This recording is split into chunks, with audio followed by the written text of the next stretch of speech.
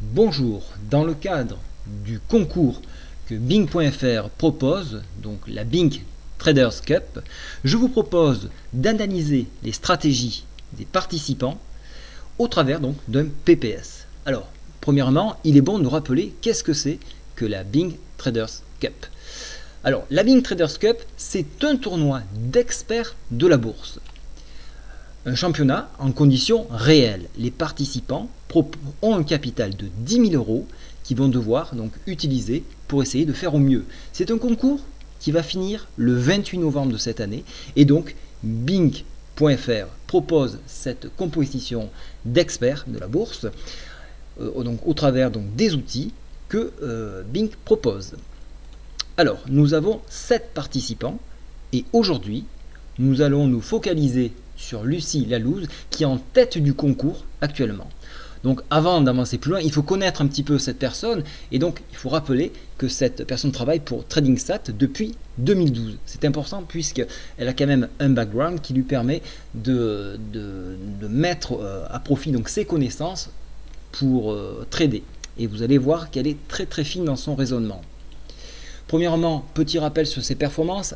Actuellement, elle se retrouve avec une performance globale de 69,62%, donc c'est énorme.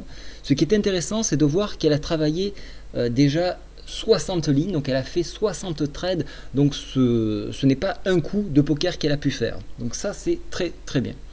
Maintenant, on va analyser la stratégie qu'elle a utilisée sur le titre CGG Veritas. Premièrement, voici le graphique de CGG Veritas. Je vous ai tracé les supports et résistances. Ici, vous avez au-dessus de moi les résistances et en vert les supports. Alors, vous voyez que des traits sont de différentes épaisseurs. Elles correspondent à une force ou une résistance de chaque niveau. Ici, vous voyez que celle-ci est très épaisse, donc il va falloir énormément de volume pour la casser. Celle-ci étant plus faible, il en faudra un peu moins. Alors, qu'est-ce qui s'est passé? Premièrement, cela doit vous sauter aux yeux, c'est le gap. Un gap d'ouverture ici. Qu'est-ce qu'on fait? On regarde tout de suite les volumes. Est-ce que les volumes ont suivi? Oui, ils ont suivi, vous voyez, magnifique mèche ici, le 6 novembre. Alors, qu'est-ce qu'elle a fait? C'est très simple, elle a pris position. Elle a pris position en deux temps. 2000 titres et 3000 titres à 5,83 et 5,92. On le voit ici, elle prend position ici. À quoi correspondent ces niveaux-là? Tout simplement à un barrage. Elle est allée chercher, et là je vous ai tracé pour bien comprendre, un retracement de Fibonacci sur cette longueur-là et pas celle-ci. Tout simplement parce qu'il y a une zone de consolidation et elle a considéré donc que cette partie-là n'était plus à proposer pour le retracement Fibonacci. Alors je vous ai tracé ce retracement jusqu'ici. Qu'est-ce qui s'est passé là?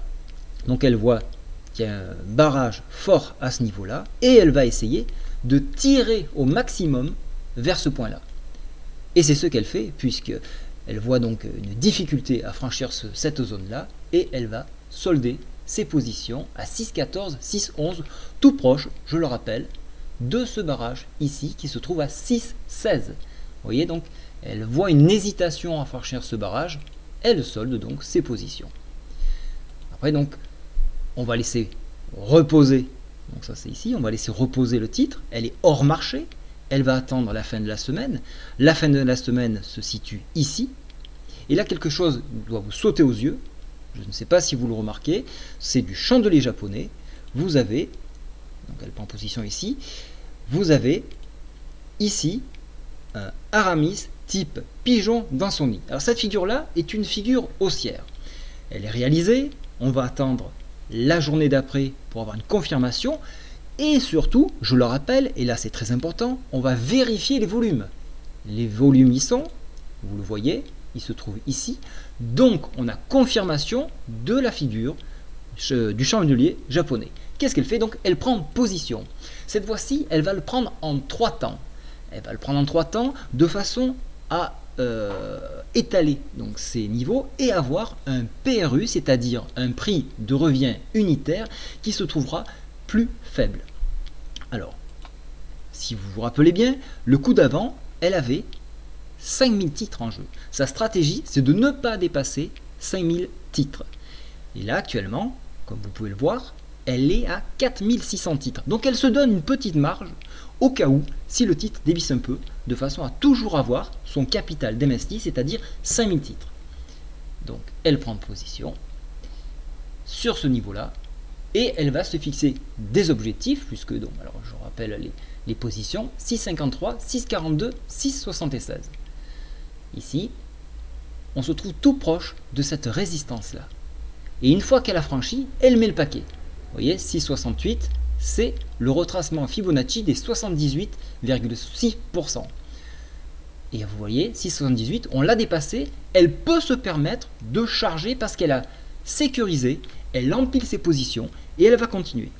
Elle va continuer, elle va continuer et elle va essayer de tirer vers cette résistance ici. Et regardez, son nouveau PRU qui est maintenant de 6,61, elle va solder ses positions tout proche de la résistance. Elle peut même se permettre d'avoir des stops de protection, c'est ce qu'elle a fait, donc là elle a très bien joué. En cas de cassure, et là je reviens sur le graphique, 6,68, elle s'assure juste au-dessus de ce support. Et donc elle sort du marché tête haute avec une très belle plus-value, puisque, donc, et on le voit sur le graphique, perte de volume ici, donc elle voit que le mouvement s'épuise, elle préfère sortir du marché et elle a entièrement raison.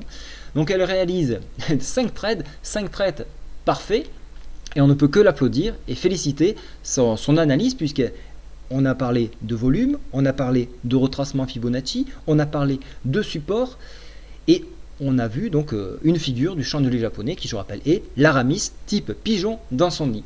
Voilà, j'espère que cette explication vous a plu. Je reviendrai et je parlerai d'autres trades, d'autres participants. Et n'oubliez pas, ce concours dure jusqu'au 28 novembre. Ne le manquez pas. Bonne journée à tous. Au revoir.